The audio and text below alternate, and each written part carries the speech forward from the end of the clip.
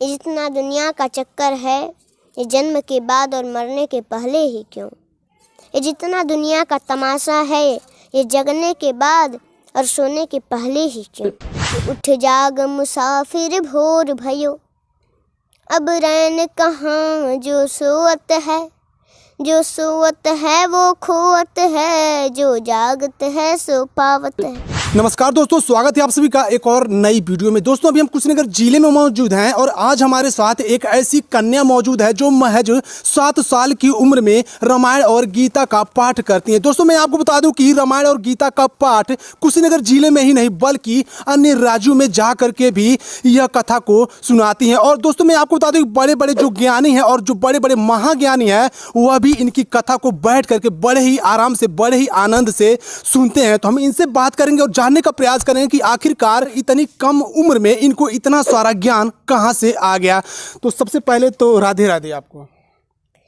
सबसे पहले मैं आपके दर्शकों को प्रणाम करती हूँ, क्योंकि जो है लाइक, कमेंट, शेयर इनके द्वारा सभी देशवासियों से हमको बड़ा प्यार, दुलार, आशीर्वाद मिल रहा है।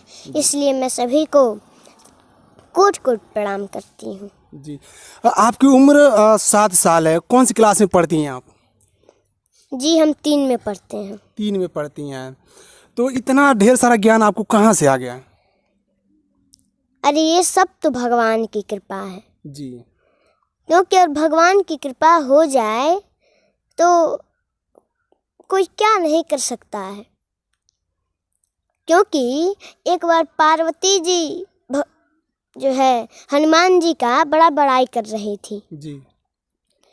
तो जो है शंकर जी बोले कि उमान कछु कपि के अधिकाई, प्रभु प्रताप जय कालहि खाई।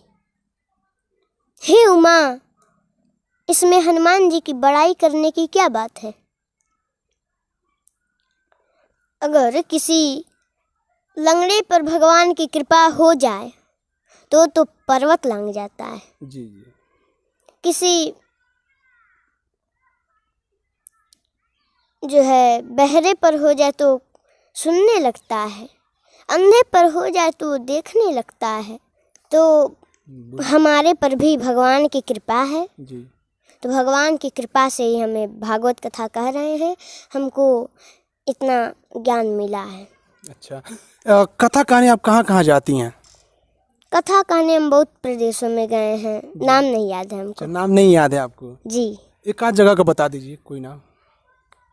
देवीपुर गए हैं, पटना गए हैं, इन्हीं सब जगह पर। पटना भी गए हैं, बिहार गई हैं आप? जी। अच्छा, जब आप कथा कहना शुरू करती हैं तो जो ज्ञानी वहाँ के होते हैं और भी जो गुरु आए होते हैं तो उनका क्या रिएक्शन आता है?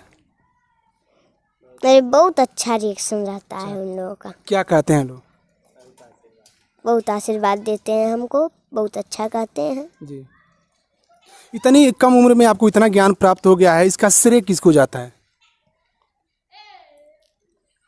श्रेय मतलब किसके द्वारा इतना ज्ञान मिला है? बड़े पिताजी के द्वारा। वही हमको कुछ सिखाते हैं जी, और हम भी कुछ पढ़ते हैं तो उसी के द्वारा हमको ज्ञान हुआ है। उसी के द्वारा ज्ञान हुआ है। तो दोस्तों देख सकते हैं, मैं आपको फिर से बता दूं कि अभी हम कुशीनगर जिले में मौजूद हैं और यहाँ पर यह 7 साल की जो कन्या है, इनको कहीं ना कहीं इतना ढेर सारा ज्ञान इनके अंदर भरा हुआ है कि आप लोग भी जब सुनेंगे तो कहीं ना कहीं अचंभित रह जाएंगे। और यह जब कथा कहना शुरू करती हैं तो कहीं ना कहीं जितने भी बड़े बड़े ज्ञानी होती हैं वो बड़े ही आराम से बैठ करके इनकी कथा को सुनते हैं। किस किस पुराण से कथा सुना करके आप लोगों को आकर्षित करती हैं?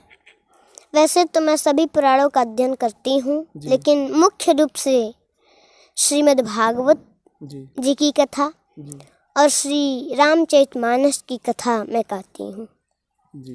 पूरा उसका ज्ञान आपको है? जी। भागवत कथा का कोई श्लोक सुना दीजिए। भागवत कथा का जी।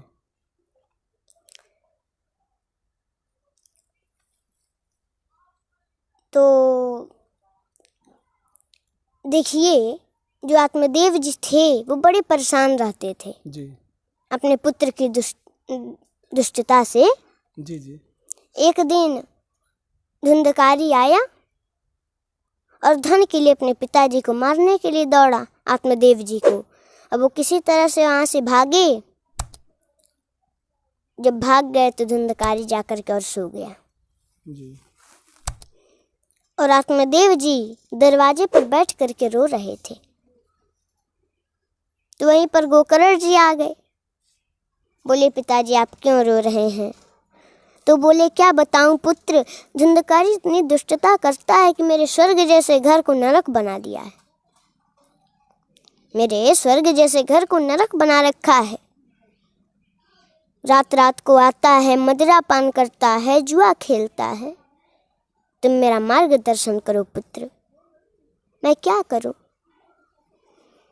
तो बहुत सुंदर बात कह रहे हैं गोकर्ण जी कि देहेस्थे मांसरुधिरे अभिमतिं त्यजत्वं जायासुतादिषु सदा ममतां विमुञ्च पश्यामि संजगदिदं क्षणभङ्गनिष्ठं वैराग्यरागरसिको भव भक्तिनिष्ठ।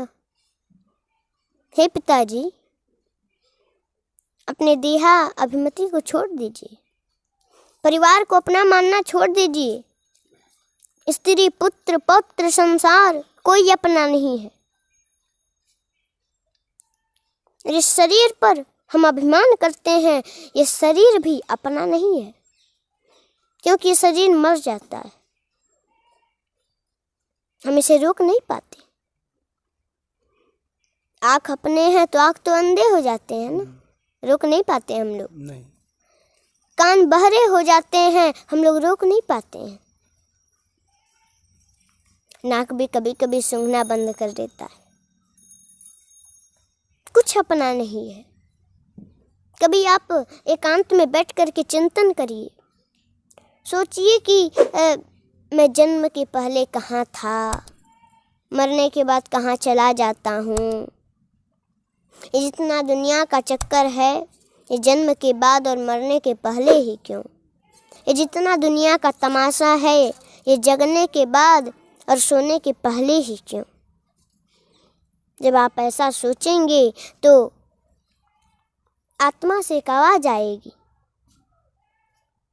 कि उठ जाग मुसाफिर भोर भयो, अब रैन कहाँ जो सोवत है, जो सोवत है वो खोवत है, जो जागत है सो पावत है। हे पिताजी, हम लोग मोह रूपी रात में बहुत दिन तक सो लिए। अब जगना बहुत जरूरी है, क्योंकि हम लोग पतन की तरफ जा रहे हैं।